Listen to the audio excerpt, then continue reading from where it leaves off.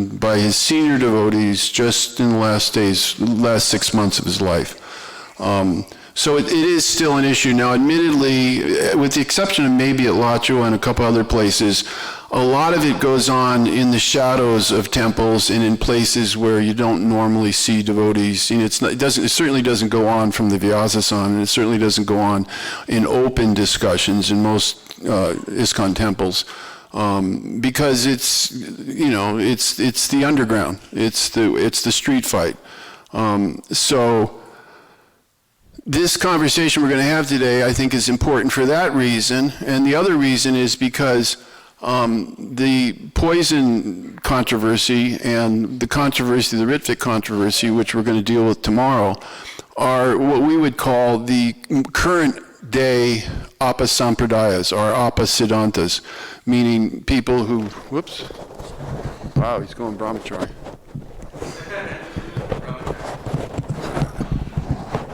All right, that's better, okay, good. So you could make the argument, and some people would, and a lot of people that I deal with, I mean, I've got connections all over in different levels in the movement, and certainly there's a lot of people who are surprising. It was mentioned to me this morning, it's like, does anybody talk about this anymore? And yeah, you could be in circles where it's not even hardly brought up. But what we're trying to do here today is to show how, thank you. This is something that was created out of the figment of the imagination of people who personally I feel were vindictive to the advancement of the Hare Krishna movement. And the same thing with the Ritviks. It's not a question of logic, it's not a question of reasoning, it's all based on emotions. And if you've got strong emotional feelings that are negative and you want to get some kind of vengeance, in fact, people who've studied the theory of conspiracies, because there's all kinds of conspiracies, I won't mention any, but there's a lot of them out there about the government and about things that go on. And the psychiatrists who say the people who fall for these theories, these conspiracy things, are generally trying to feel like they can make a difference in an issue that they really have no power over. So the people that are getting into these things are not necessarily people who really have any significant influence in the Hare Krishna movement, but they want to have some influence, and in this case, it usually is a negative influence. So yeah, this is still an important issue in that regard. And there will be more issues in the future. And here's another question is, how many people have seen the movie on this particular subject? I made a movie. This is the book right here called Deception. It's about 500 pages. The movie consists of about 20% of what's in the book. It's some of the best 20%. So how many people have actually seen the movie? What's it called? Deception. It's the same name. So there's maybe, huh? It's on YouTube. It's on my channel. I was led to believe it was sent out for anybody who wants the URL. It's easy to get to. If you don't know where it is, you can find it real quickly if you go to jagannath.com, Jagannatha on the end.com.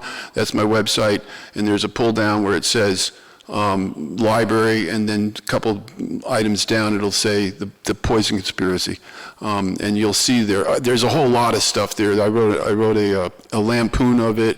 There's a lot of peripheral issues that you can also find there. So I would encourage people to see the movie. The reason why I was asking that is I really don't want to go over the same material that's in the movie, because it's in the movie, and you can go there and see that. But we might there may be some overlapping here. I'm going to try not to do that, but anyhow, there's a lot of material here. So let's go into the first thing here. One of the things that the people in Alachua, and I'm not going to mention any names, but specifically some people there, when the poison issue comes up, you know, they want to. There's this concept, usually the hardest concept that's often brought up that keeps this thing alive, is this concept or this idea that Prabhupada said he was poisoned. And their way of thinking is, Prabhupada said it, therefore it's true, end of discussion. But I have an example here of where how that kind of thinking can really get you in trouble. Apparently, somewhere in the early 70s, 73 or something like that, Prabhupada made a comment. Somebody told Prabhupada that there were a couple ladies in the ashram, and they were practicing ekadasi all year long, fasting from grains all year long. And so Prabhupada said, oh, that's very nice. So that got interpreted by some people to mean Prabhupada doesn't want us to eat grains. And so a whole kind of a counterculture grew out of that, where then Prabhupada a couple months later went to a temple and he said, is everybody getting nice prasadam? He said, oh yes, we're making nice prasadam and we're not using grains. And Prabhupada said, where did you get that idea from? And this came out of this comment that he liked the fact that a few people were doing this. And his answer was, what do you think? And he also had said something to the effect of, yes, grains are for horses or grains for animals. And so, nonetheless, people took up this voluntary austerity and they didn't eat grains. And then Prabhupada found out about it. And then they said to him, well, Prabhupada, you said that grains are for animals. And his response was, you think I'm an animal? I eat grains. So he was actually very upset about it.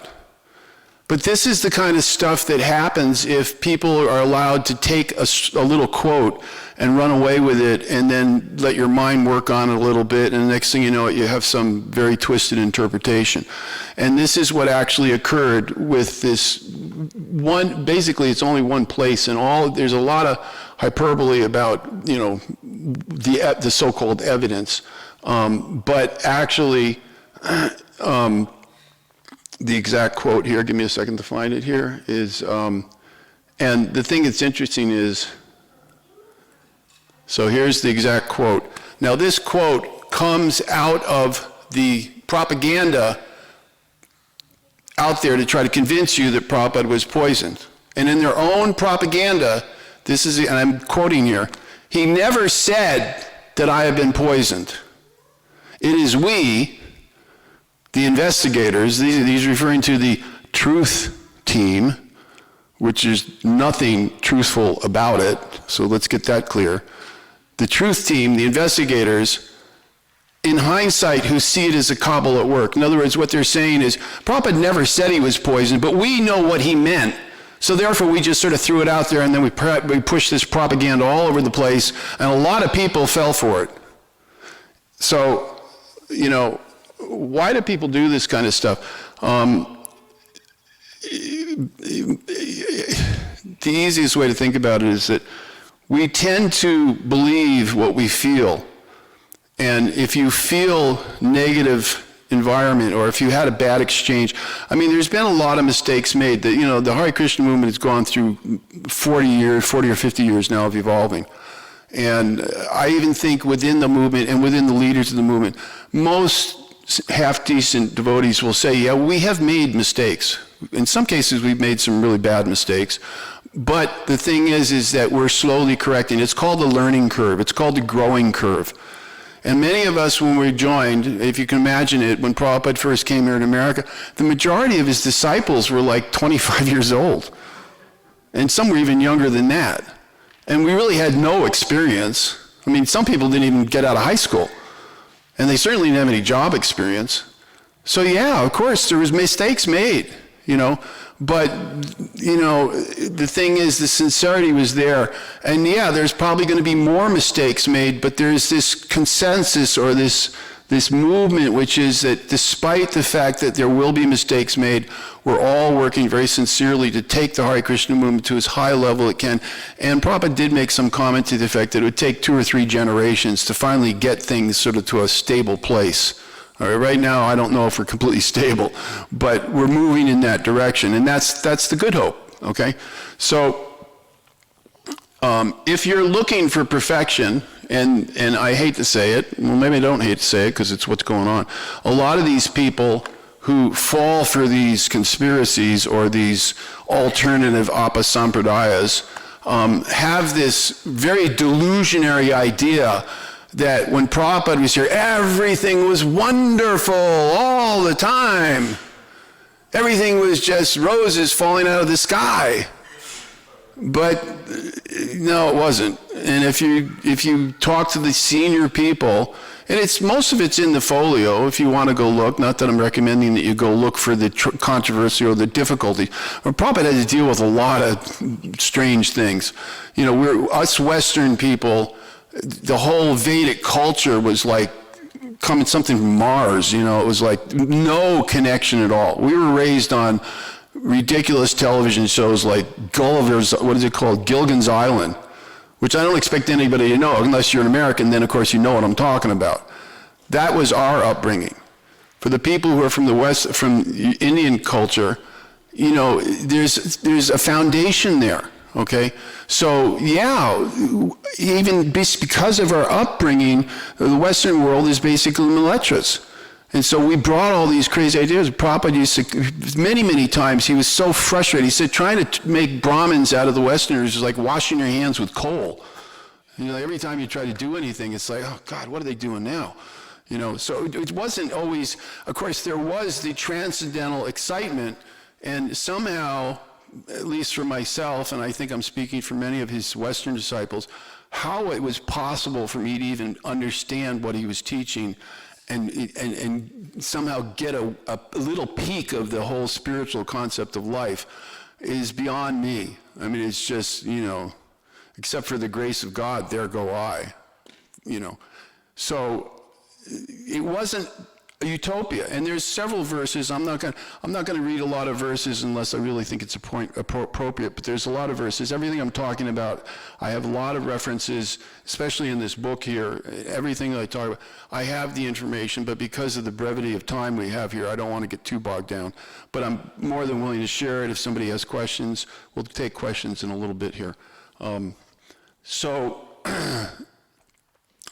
and because the Krishna consciousness movement had issues after Prabhupada left, and I think you can pretty much historically see that right around the time in the millennium, the year 2000, a lot of these issues just kind of bubbled up and started breaking out all over the place. Some of his senior devotees left, some of the senior leaders, the sannyasis, fell down.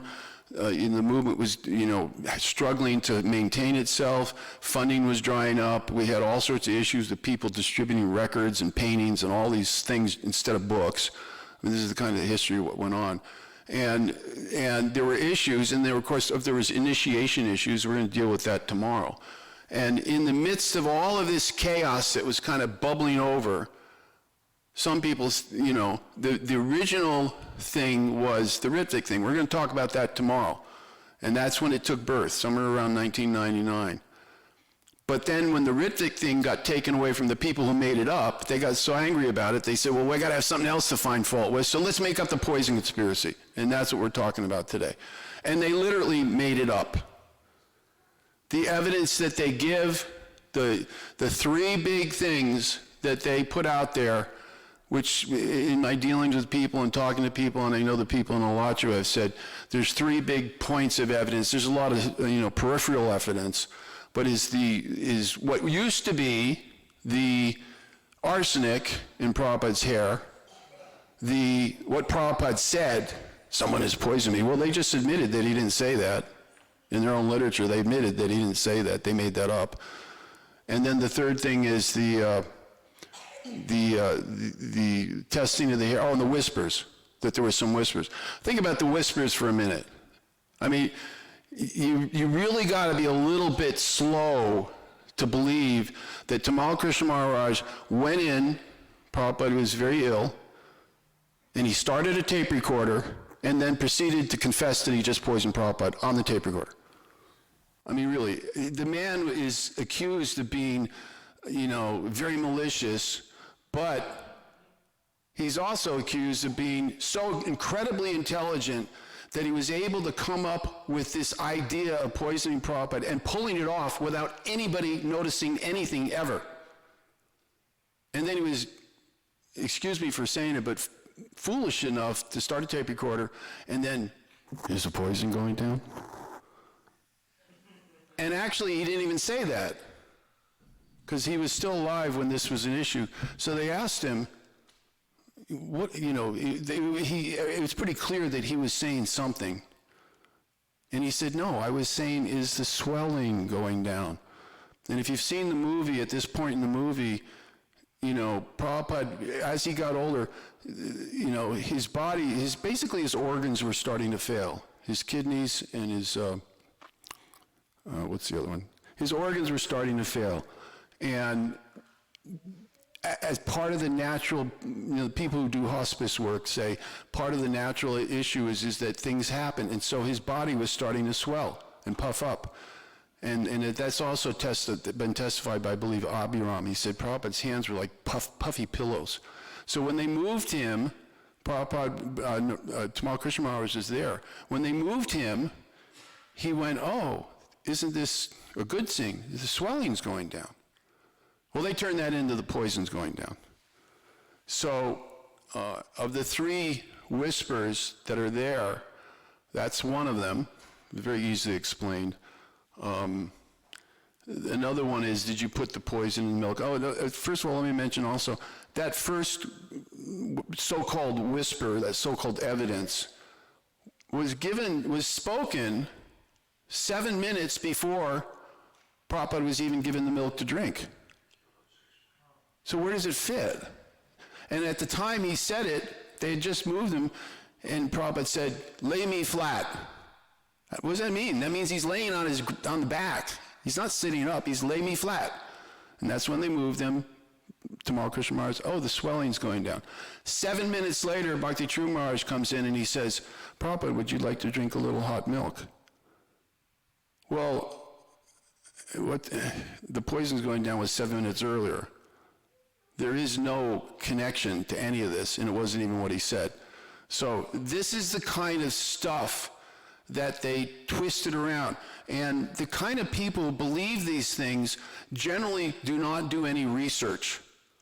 You know, they have an agenda that for some reason, and may even, I'll grant them, maybe it was even a legitimate reason. Somebody might have treated them incorrectly. Somebody felt a little bit, you know, unjustifiably disciplined.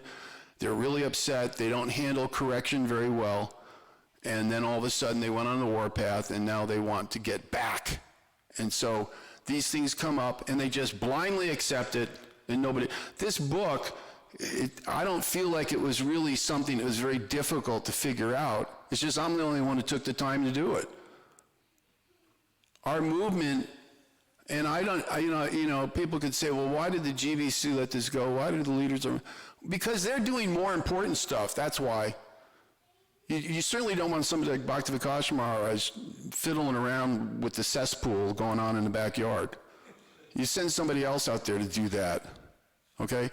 So I sometimes say dealing with the poison issue was like jumping into an open cesspool to dive to the bottom to pull the plug and let all that stuff go down, okay? And I got so tired of people bringing this up, and somebody was saying, it's all over the internet, it's all over YouTube, and nobody's doing anything about it. So I've done something about it, and this is the kind of reaction I get. Your book is garbage. Oh, really? Can you tell me what part of it you don't feel is correct? No, I didn't read it. How can you know, and I've actually been told stuff like that. You know, we're supposed to be a non-prejudicial, non-bigoted movement, but how much more bigoted can you get when somebody says, I don't like your book? Why? Because it's garbage. Well, what part don't you like? I didn't read it. I don't know. It's just garbage.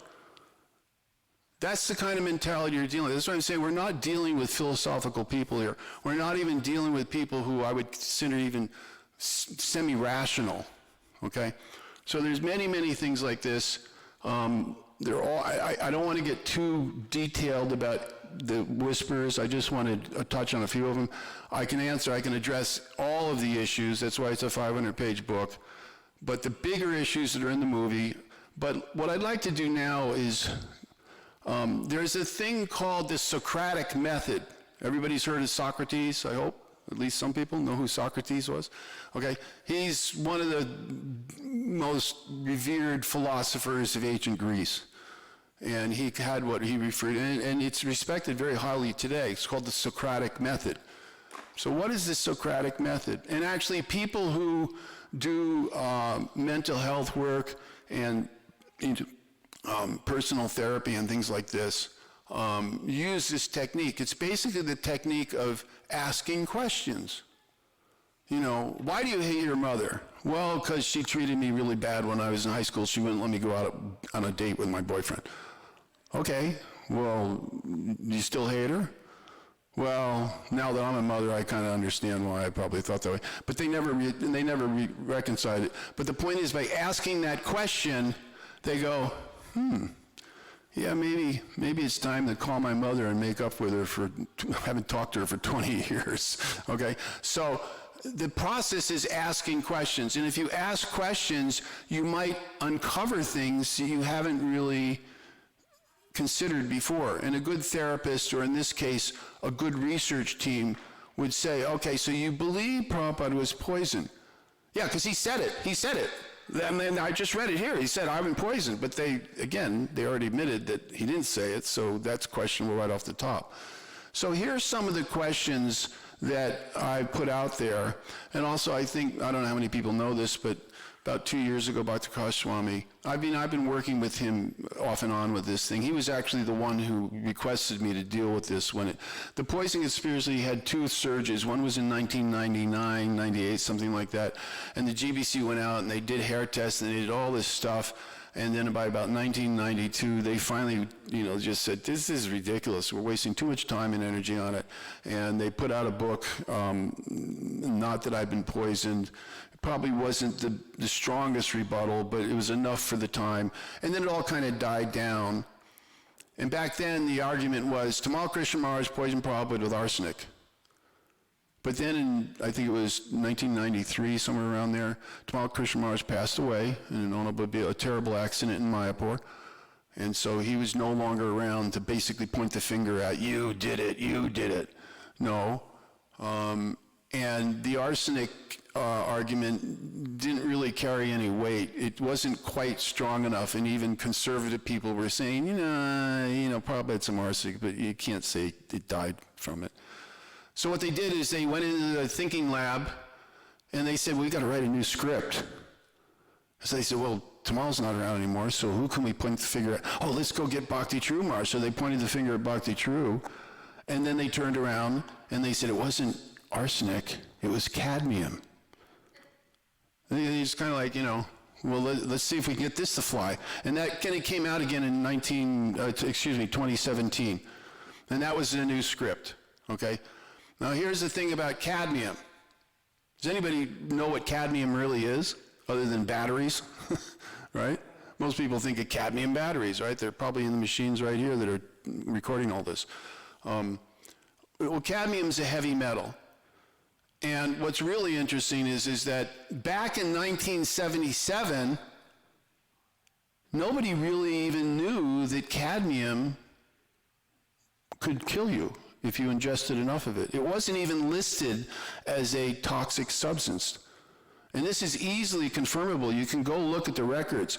The national, the OSHA, Occupational and Safety Health. These are the people that go out there and tell industry, when you're dealing with lead, don't let little children suck on lead bubbles or whatever it is, lead paint, because it could really be dangerous to them. So these are the people that are out there watching out on our behalf, and they didn't even know that cadmium was dangerous. And they didn't come to any real conclusions on that, or come to the point where they were convinced enough to add it to their list of dangerous elements until like 1982 or 83. And by the way, it's not just in America, it's in all of the safety studies that are done all around the world. This is brought out in the movie. None of the big people that are watching out for this stuff even knew that cadmium was poisonous. So how would Tamal Krishna Maharaj know this in 1977? What is he transcendentally downloading vicious things so that he can use them to poison? And it's like, where does this come from? Okay. So when you look at the facts, that's why I named the book Deception. I started my research thinking, oh, these devotees, they mean well, but they're a little confused, and maybe they're emotionally upset about something, and it's like, by the way, I know all of the people that were involved in this. I know the people that are making the accusations. I should say I knew the people who made the accusations, where it came from. I'm not going to mention names, except for in the case of, like I said, Tamal Krishna Maharaj, Bhakti True Maharaj. I've worked with both of them quite a bit. And then Bhavananda, who's also sucked into this, and then Jayapataka Swami was also sucked into it. That's the latest version of it. And I worked with all of these people. And everybody who was asked, and this is also in the end of the book, everybody who's asked, I think about 18 testimonies from senior people in the Hare Krishna movement, many of which were in Vrindavan at the time. All of them testified, there's no way in hell that these people conspired to poison Prabhupada. The problem is that everything they said is absolutely from the core of their heart and very convincing, except for if you happen to be a person who just wants to destroy everything, and then you just say, well, they're just saying that because they have to, because they got these positions and their money's dependent on it, their reputation's dependent on it. You can't trust these people. So everything they said was right, but it wasn't what I refer to as courtroom-worthy evidence. That if you had a jury of 12 people and you tell them something like I just said about the cadmium wasn't even known as a poisonous substance until about 10 years after it was allegedly used, yeah, a jury's probably going to go, yeah, well, how do you explain that? So there's a lot of questions like that. I'm going to go through a lot of these questions. We have another 15 or 20 minutes here, and then I want to have opportunity for questions and answers. I'm going to go through the questions because the questions will reveal you can deduct the issues that are coming up. So let me start with this, which is, if it wasn't so incredibly pathetic, it would be humorous. Whoops, wait a minute here. My computer is doing a glitch. Here we go. I want to read you a quote that was in one of the big, so I don't really want to advertise any of this ridiculous propaganda that's out there, but there is a quote that was made. Hold on here.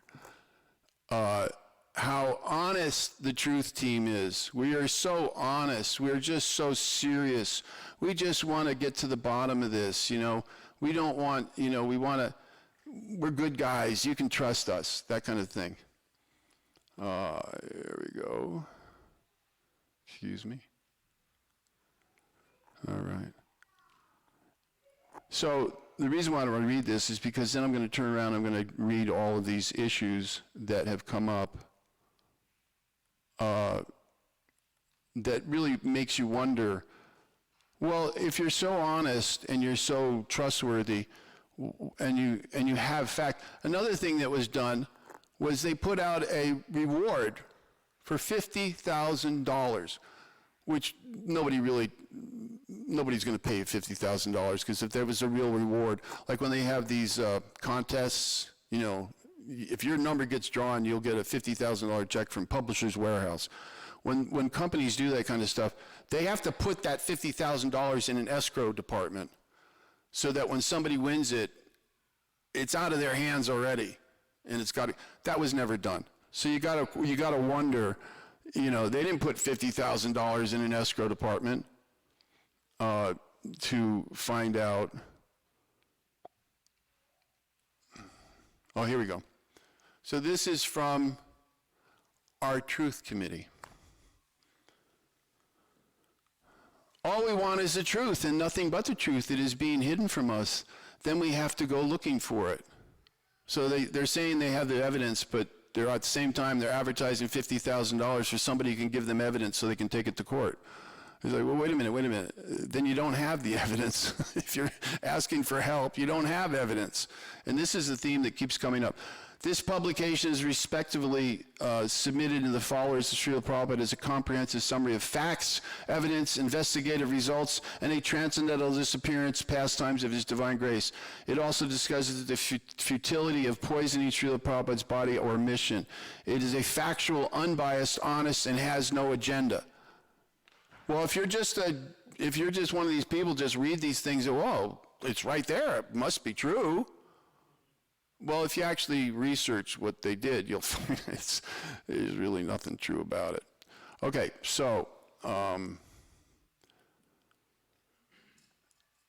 here's one of the things that they use. You got to wonder, it's like the kind of evidence they came up with was like, there's a thing called, one of the things is that somebody dreamt that Prabhupada was poisoned. Okay, well, that's our evidence. Okay, well, this is where it goes, okay? Then somebody did an astrology chart, and I don't want to disparage astrology. There's something to it. Personally, I think in Kali Yuga, and Prabhupada wasn't really big on it either. I mean, he kind of walked a thin line on that, but he certainly made it clear that he didn't want temple money going to astrology. And yet, somebody did some astrology chart and came to the conclusion that Tamal Krishna Maharaj poisoned Prabhupada. Okay, well, try taking that into a courtroom. It's not going to go very far. The biggest one, I mean, you got to wonder. We took Tamal Krishna Maharaj's lectures, and listen carefully here, and we played them backwards. And he was confessing that he did it. I mean, the police use this technology when they're trying to find criminals. Really? I haven't found one. I actually researched this. There's terms for these things, and I put it in and it's like, at best, and the one talking backwards is so absurd, I don't even want to talk about that anymore.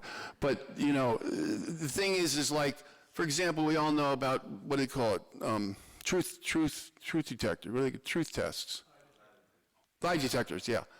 So that is used in the police work, but it's not allowed in the courtroom. You can't go into the courtroom and say, well, he failed the lie detector, so therefore he did it. No. And the reason why they have that law there is because they can be fooled. You could be very nervous about the fact that you're cheating on your wife and they're asking you, did you kill Mr. Smith? And you go, yeah. And the truth detector is going, it's all over the place, but you're nervous anyway because you just cheated on your wife and you don't want anybody to know about it. So because of stuff like that, that's not allowed in the courtroom. So another one of these things is not allowed in the courtroom, and this is the evidence, this is just some of the more peripheral evidence that's used, is voice stress. So again, the same thing, you're cheating on your wife and, well, did you kill Mr. Smith?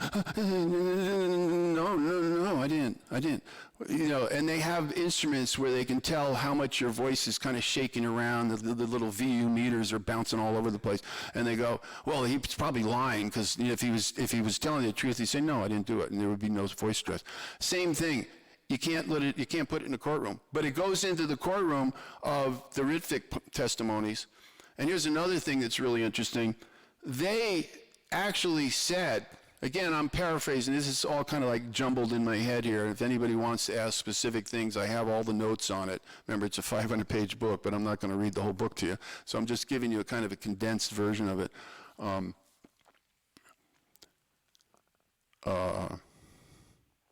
Let me just keep moving along here. Okay. Just a second. Let me I want to go through, I can't find them right now.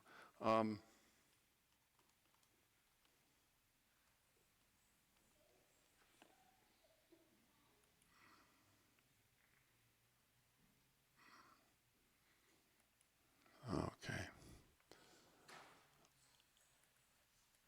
I'd like to go through the kind of things that were put out there. Oh, here's another one. I'm just kind of going through it as I find it. Here's another one that they've made up. So Prabhupada was very ill. I mean, I think everybody knows this. His kidneys were breaking down. His liver was breaking down. He was following a very typical, what they refer to as a death trajectory. So people who do hospice, they have like 5, maybe 6 different ways that people die.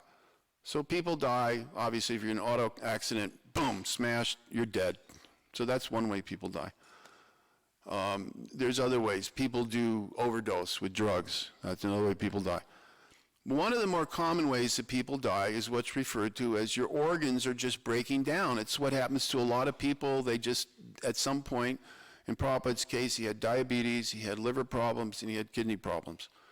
And this is pretty well documented. So because of this, of course, see, they took that, and you can plot this out. So usually when an organ breaks down, it's like you go into the hospital and they patch you up or give you medications or something, and you're kind of like, oh, I'm feeling better now. So you go back out, and maybe it holds you together for another week or a couple weeks, and then something else happens, and you go into the hospital, and they give you some more medicine, you do whatever it is, and then you kind of get a better feeling. But the scale, or the way the chart looks, is it's kind of slowly going down and down and down, and the incidents are getting closer together, and there's these little spikes. So they take this is plotted, I show the plot in my book. They take these incidents and they say, well, you know those little spikes where he goes down? That's when Tamal was putting the poison in the milk. And then his body's recovering, and then he's feeling a little bit better, and then boom, oh, he put the poison in the milk again on that day. No, nothing to do with that. It's the normal chart of what happens when your organs start breaking down. Okay? So because he was terribly ill, this is easy to confirm. Just go listen to the tapes. One of the things I know I was guilty of is that lots of times I just read the folio and you just read it. When you read it, you don't realize, especially this part where I'm talking about right now, where there is a big gap between when somebody asks Prabhupada a question. We're talking about October, November. Prabhupada, it was very difficult. I mean, it was hard for you to even talk. So when somebody asks him a question, it might be 10, 15 seconds before he gets the strength to answer the question. So of course, these guys, they need all the evidence they get. They grab this and you say, oh, you see, they asked Prabhupada, you know, why are you feeling so bad? You were poisoned, right? And there's like a 15-second gap in there. And they say Prabhupada was using that time to figure out how to answer the question without saying that his disciples were poisoning him, so he needed time to think. Well, yeah, but actually the truth is that if you listen to those tapes during that period of time, I'm just going to give you a quick rundown on this. There was as much as, I got about 7 or 8 examples here, 9, looks like 9 examples, or maybe 8, where there's gaps like this. And the gaps, remember they're saying, 15 or 13 seconds is a long time. And it is a long time if it's a normal conversation. But during those days, I got about 10 examples here where Prabhupada has as much as 18 seconds, 13 seconds, 10 seconds, 11 seconds, 13 seconds, 17. These are all different gaps in these conversations. 14 seconds, 13 seconds, and in some cases as many as 62 seconds. That's a minute. Try to imagine what it's like talking to somebody and then waiting a minute for them to answer your question. In normal conversation, that doesn't happen. But it does happen when somebody's very, very ill and they're having a hard time talking. Even as many, I'm not going to go through all these. There's 30 seconds and there's 56 seconds. And there's one that's even 91 seconds, a minute and a half. So they take this one particular question that they use as very controversial and say, you see, he didn't answer it right away. Well, yeah, but come on. So what's really going on here? What's really going on? Why are this is our truth committee. They're telling us the truth. You can trust us. We wouldn't make anything up. Yeah, but in fact, actually, they did. They made a lot of stuff up. They took a lot of things and put it way out of proportion. And this book is filled with all these examples.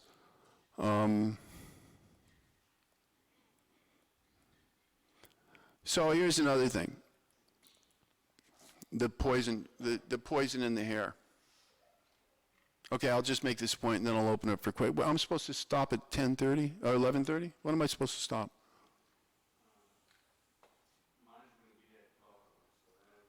Okay, well, I don't want to speak longer than I'm supposed to. Okay, all right. I'm having trouble finding the things I wanted to do, so I'm just going to talk about some of the other things. So it's Dr. Steve Morris. Now he's the guy. The hair, remember the hair is the one, Bhakti Prakash Maharaj sent me an email or something. The second generation of the poison conspiracy was, remember, it was like, now they found cadmium. Oh my God, cadmium. And he said, Marjorie, that's really kind of disturbing. And a lot of people, this is back in 2017, a lot of people were telling me, oh, the numbers that they came up with are really serious. And then they found a bunch of people to say this is impossible for anybody to survive. It's obvious that he was poisoned. This is our smoking gun. And Bhakti Prakash said, Marjorie, can you look into this? So the thing is, here's the thing. Dr. Steve Morris, well, where do you get the hair from? Prabhupada had been passed away for like 20 years. Where do you get the hair from? You try to find, put the word out, all the devotees, all the people that want to get evidence to prove Prabhupada's poison. Yeah, there was a few people had a little bit of hair there, here and there, but a lot of it, a lot of people hang on to this stuff, and they're not giving it to anybody for whatever reason. It's Prabhupada's relics, so they're going to hang on to it. So they had to figure out where to get some hair from. So they went to the pair of hair clippers that somehow, through deceit, the letters were written, and they was led to believe that the person who was asking for the hair clippers had a legitimate agenda. It was actually a deceitful letter. They were posing as somebody else. They sent him the hair clippers. They were sent to Steve Morris at the Missouri radioactive machine that they used to do all this stuff, neutron activation analysis. And the question is, why did they send it to him? And the reason is because they didn't have any real hair strands, and if you go out there and look, there's a whole industry, by the way, of people who do hair analysis. This is, by the way, the evidence that they use to prove that hair analysis is correct, is that there's companies that say, if you're feeling weak, or if you don't feel like you're pretty enough, or if you're feeling like you don't have big muscular things, send us a piece of your hair, and we'll analyze it, and we'll figure out what nutrients you're not getting. And guess what? We happen to sell those nutrients, and we'll sell them to you. So there's a whole industry out there like this. And this is the evidence they use. But if you talk to the doctors and the people who are serious about medical research, they say, they kind of laugh like, there's an industry out there. But when you're using medicine, when you're using hair to test, it's another way they test for drugs. If you're in a company and you're taking drugs and they don't want any drug addicts to come in, they'll take a strand of your hair. And apparently they can, it's kind of like almost like a roadmap of what you've been doing for the last 2 months. So they can tell if you're shooting heroin, it's going to show up in your hair. So there are some legitimate uses of it. But they need 2 inches of your hair to do that. Well, where did they get to? They didn't get 2 inches. They took the clippers apart, took the blades out, tapped it on a table, and got a few tiny little, almost microscopic pieces of hair that you needed like a pair of tweezers to pick up.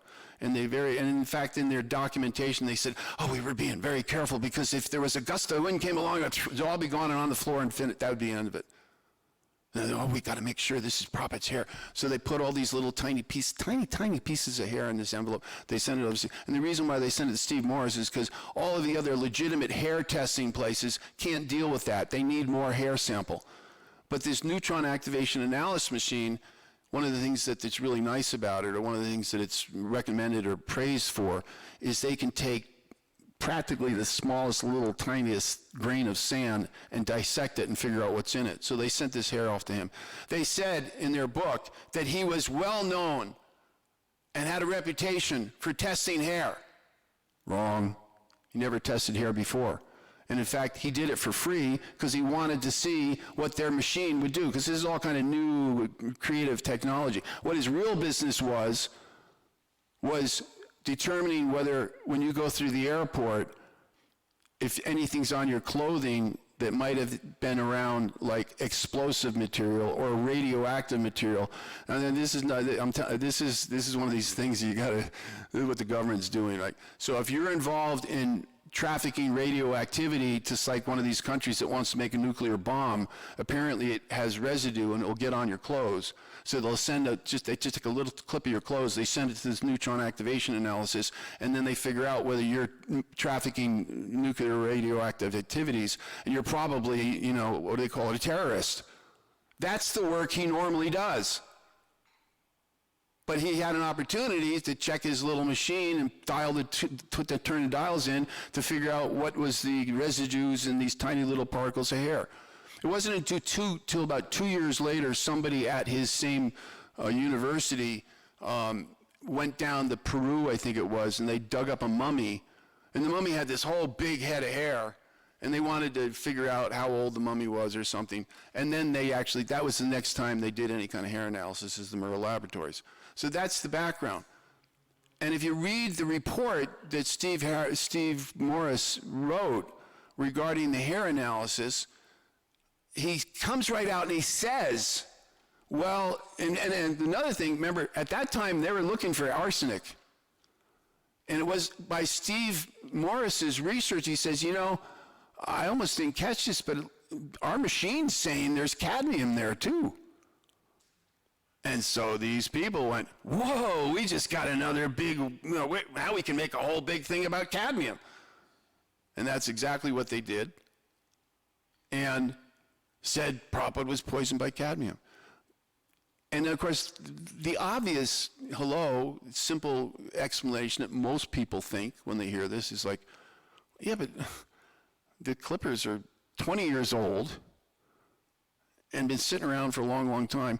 And by the way, there's a thing in, if you understand the law, when you use evidence, for those of you who remember the O.J. Simpson case, evidence, as soon as you get evidence, it's signed in, it's put in an evidence bag, it's locked up.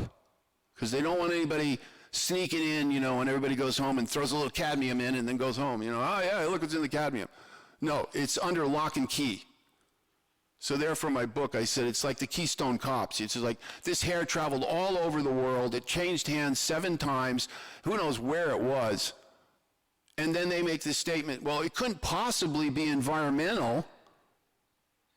Well, actually, Steve Morris, in his report, specifically said, don't rule out environmental contamination. This is our truth committee. They're telling you exactly the opposite of what Dr. Morris put in his report. I thought you guys were not changing anything. This is a straightforward report. We're just trying to get to the truth here. No, you're not. Cadmium is deadly to the touch. No, it's not. You don't want to be playing, you don't want to give it to your kids to play with.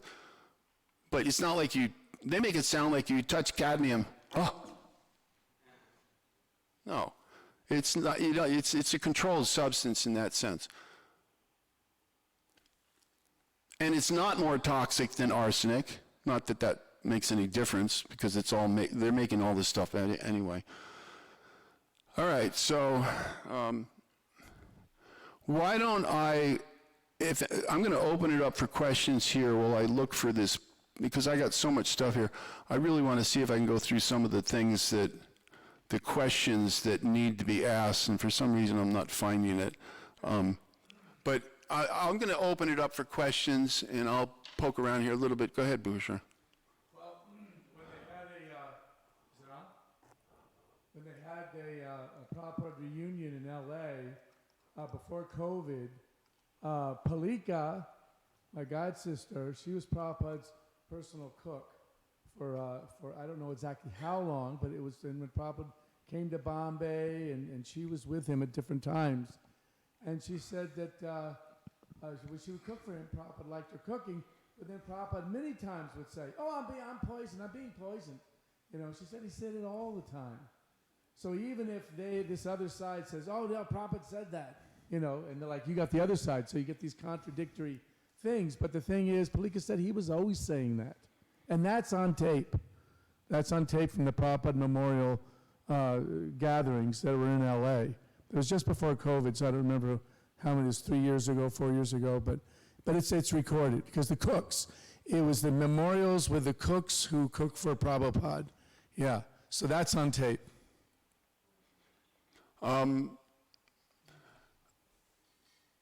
Yeah, I did a research in the folio. Thank you for reminding me. I'm just going on overdrive right now. So the poison word, this is in the audio tapes, okay? They say 7 audio forensic engineers agreed that he said, I am being poisoned, but actually if you look at the research, The only thing all 7 of these audio forensic engineers agreed on, the only thing, was the word poison. And some of them said, it's not poison going down. And some of them, their evidence completely contradicted what we're told they said. You got to wonder, these are the people who are telling us they didn't change anything, these are the facts, this is all true, okay? Now, just out of curiosity, and Bahusha is making this point, I mean, think how many times you've heard the word Prabhupada use the word poison, you know, Mayavadi philosophy is poison, stay away from it. You know, and keep in mind also, his organs were failing, so there was a lot of discussion about your liver is producing poisons that your body is going to react to. Okay, there was a whole other thing about, you know, this Chandraswami and a whole other fiasco in Delhi. Apparently provided some Ayurvedic medicine.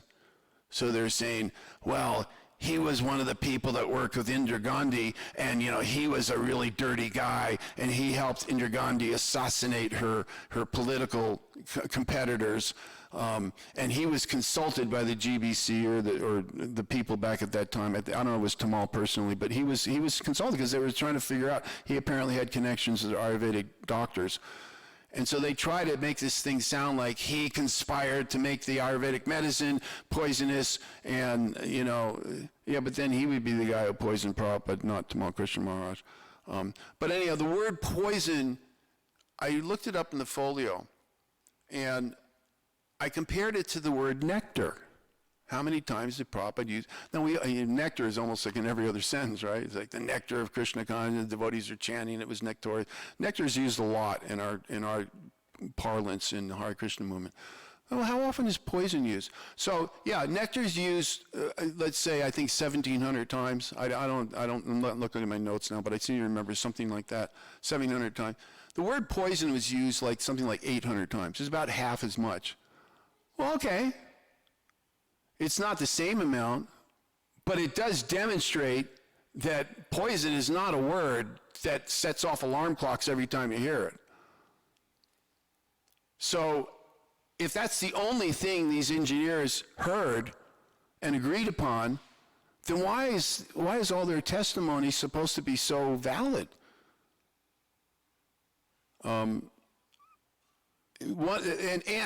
And if you look at these forensic engineers, this is in the movie, the one forensic engineer that they touted the most, I think his name was Jack Mitchell. I mean, they refer to him for all this stuff. But we actually found a report, I think it is on one of these TV shows like Dateline or something like that, I can't remember what it was. But they were doing a whole expose on people that get fraudulent credentials. Like, for example, because if you're a forensic expert, if you're in the legal world, and you have the credentials of being an audio forensic expert, you get paid big money to go into a courtroom and say, I listened to this tape, and it says someone is poisoning me. And the court allows that kind of testimony because you are now an expert. But here's what's really interesting. This is also in the movie. So we got a clip of a tape from a guy that he's a legitimate forensic expert. And he specifically said, we do not want our clients to tell us what they're looking for. We don't want to, for obvious reasons, we don't want to go into the court and we don't want to be prejudiced, because once you hear something, that's what you're going to be looking for. And this is exactly what they did with the tapes. But their own evidence says, we went to Jack Mitchell and we gave him our book, Someone Has Poisoned Me, and we said, we're looking for this evidence, and can you go find it and confirm that it's there? Well, right then, I don't even know if a court would accept that, because, and the people that are doing this legitimately made it clear that we really go out of our way to make sure that doesn't happen, because it just completely compromises everything that we're doing. It kind of makes sense. And yet that's exactly what they did, to prejudice the audience.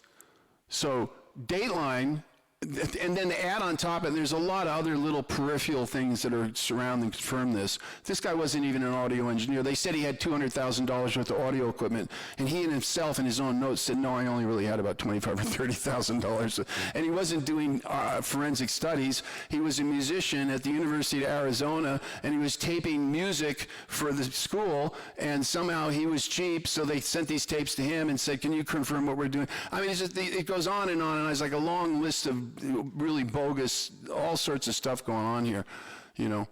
And these are their so-called experts. And then Dateline turns around and says, you know, and we found out that his credentials, so what these people do is there's like the American Audio Forensic Engineers, the American AAFE. So somebody came up with another institution with the same credentials, the American Audio, foolish engineers or whatever, and then they go out there and you pay them enough money, they'll give you a certificate, and now you're a forensic engineer.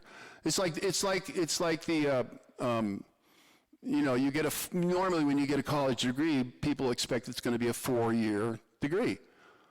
But you don't have to go for 4 years. There's a lot of them out there, by the way. I was stunned when I researched it. There's a lot of places. You send them $500, and they will give you an academic 4-year degree certificate of whatever it is that you want. You just tell them what you want.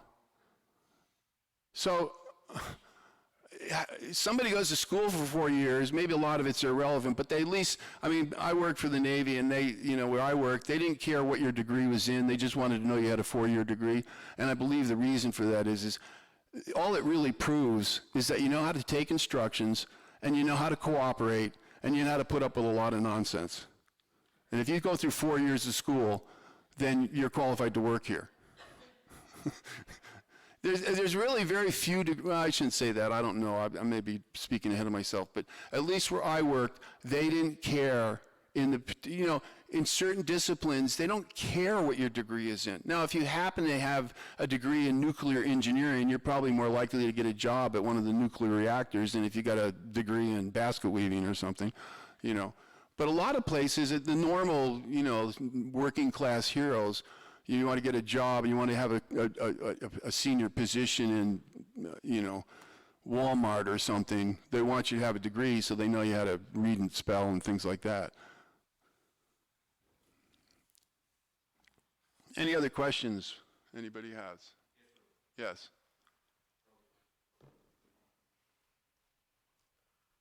Hare Krishna. Hare Krishna. Hare Krishna. Now, so they've put out a lot of these dubious arguments.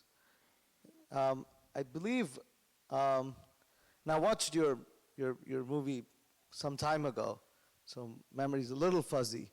But there was an attempt for some legal challenge, and then the person actually left the United States or something like this? Yeah, so this is, I'm not going to mention names. I don't want to give these people any more notoriety than they might have already had. But the main person who's behind all this made all these the question comes up is when you're saying all this horrible stuff that has no evidence, we were talking about this morning, it's just like, well, you could be sued for slander. If you know that your neighbor's not washing his socks and you go take him to court for it, I don't know why you'd want to do that, but if you do that, and he doesn't want the neighborhood to know he's not washing his socks and you just made it public knowledge, you get sued for that. But if he happens to actually not wash his socks and you have evidence of it, then you can't go, that's not slander. Okay? But in this case, think about it. In this country, the law of the land is innocent until proven guilty. That's our law. And I don't know about you folks, but I feel bad when I'm accusing somebody of anything. Hey, you took my glove jump and it was mine. I'd rather say it's not worth, Now, what kind of a person is going to go out there and accuse somebody of murder? You know, if you're familiar with the way the law works, and not that I'm a lawyer, but it seems like I just have a general sense, and I do have some knowledge. I used to work as a paralegal for Amaranges, so I have some sense of it.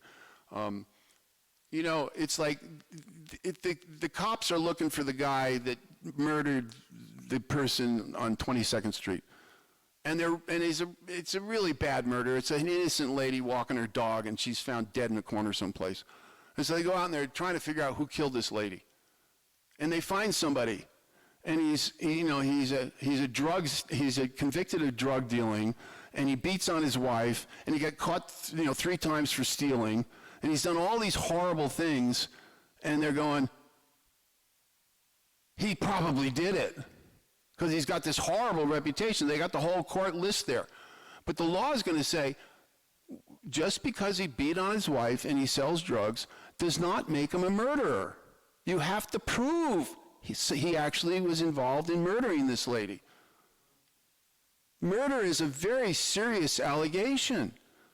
And you don't just go, well, Tamal had a really, and by the way, the evidence that's out there in this book that I won't mention the name of, it's not a book, it's an e-book, it's 800 pages long. And if you actually look at it, 600 pages is basically repeating the same thing over and over again, or what I refer to as character assassination. And one of the people they really go out of their way to just make it sound like he's the most horrible guy in the world is Tamal Krishna Maharaj. But it's all irrelevant. He could be, he wasn't. I worked with him. He had his own way of doing things, and he could be insistent sometimes. And in the earlier days, he was a little bit more ferocious about what he spoke. And he also made hundreds of devotees. Keep that in mind, too. So, yeah, he crossed his path a few times. In the old Radha Damodar days, a lot of temples were really upset with him because he'd pull into the temple with the Radha Damodar bus and take half the brahmacharis with him when he pulled out. So, yeah, he crossed a lot of paths in the wrong way. But that doesn't make him a murderer. And yet that's the way they're trying to make their case. So, is there any other questions? Okay.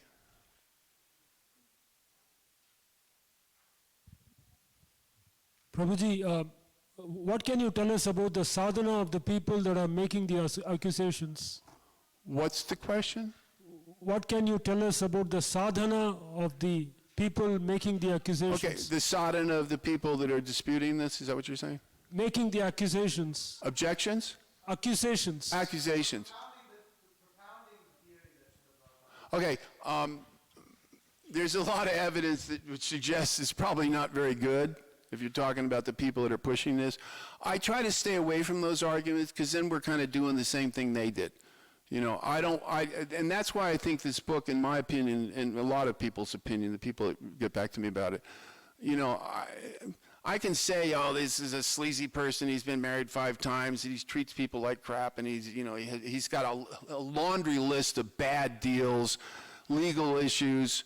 One of the people in the book that I bring up, and I brought this up because he testified there. I don't know how many people are familiar with the Robin George case, but it was popular in 1980. Well, not popular, but it was the event that was going on in the 1980s, and I don't want to go into all the details on that. But he was a hostile witness. I was involved in this back in the days, 1980. And the judge himself, the family was suing ISKCON for $16 million.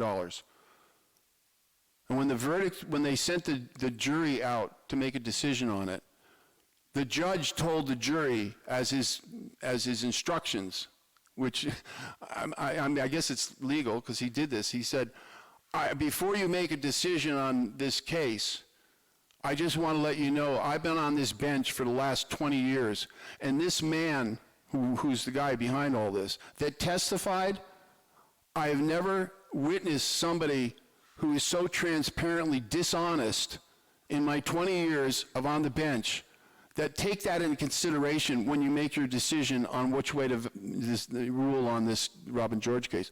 And when they came back from the decision, the evidence was so damning, they ruled, no, the Hare Krishna shouldn't give you $16 million.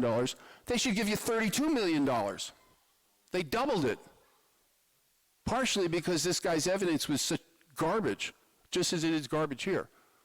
It's just, you got to wonder, I'm going to talk about this more tomorrow, but, well, maybe I'll save it for tomorrow. What I should do now, I've only got a few more minutes. I just want to real quickly just hit a bunch of bullets here. These are the questions they don't want to answer. If one of their expert witnesses said he wouldn't last for more than 3 days if he had so much cadmium in his blood, when he said that, then he should have died 3 days later, but he lived another 6 months. Go explain that. How do you explain? That's the question. How do you explain that? Why does the people that are alleging this disregard all of the professional standards and things like the fact that Stephen Morris said, don't rule out environmental cross-contamination? And they turned around and it's in their own writing, they said, we've ruled out cross-contamination. Because that's the obvious thing. Well, that's probably how it explains for it. Well, they want to deal with it by just declaring that, well, it's not that. But their own experts said it. How did Tamal know, or anybody know, that cadmium was poisonous in 1977? Nobody else knew it. I must have been transcendentally downloaded, I guess. I don't know. Why are the credentials of Dr. Moore? As I mentioned that. They say that he did hair studies. He didn't do any hair studies. If he did, why isn't it listed? Why isn't it in their testimony? It's a big, big lab. It's easy to find this stuff out. They want business, so they talk about what they do. There is no evidence of that at all. Why were the audio forensics misrepresented? They said all these people agreed on it. They didn't agree on it. Why the words of Prabhupada's words embellished? Why do they say that he said that we were poisoned? But then eventually I think they realized that they had to do something about that. So they kind of backhandedly agreed to it. Tom Owens is one of the audio forensic engineers, and he said, I don't really. In fact, he said right here, he said, they're trying to make it sound like they said Prabhupada was saying the whispers were he's being poisoned, and then Tom Owens is one of the only somewhat reputable forensic engineers. He says, no, what I heard was that he's not being poisoned. He actually he said, no, that's what I'm hearing. Of course, they don't want to tell you that because then that throws that all out. But what he also said was, okay, as a professional, and you can sort of understand this, he said, you probably should go get a forensic criminologist, or not forensic, but a professional person who deals with criminology. And you should go get a professional toxicologist. Well, guess what?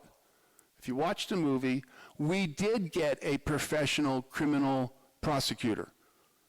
And we did get Dr. Fillet of South India, he's a world-renowned toxicologist. And he made all sorts of statements. I'm not going to go into them here, but they're in the book.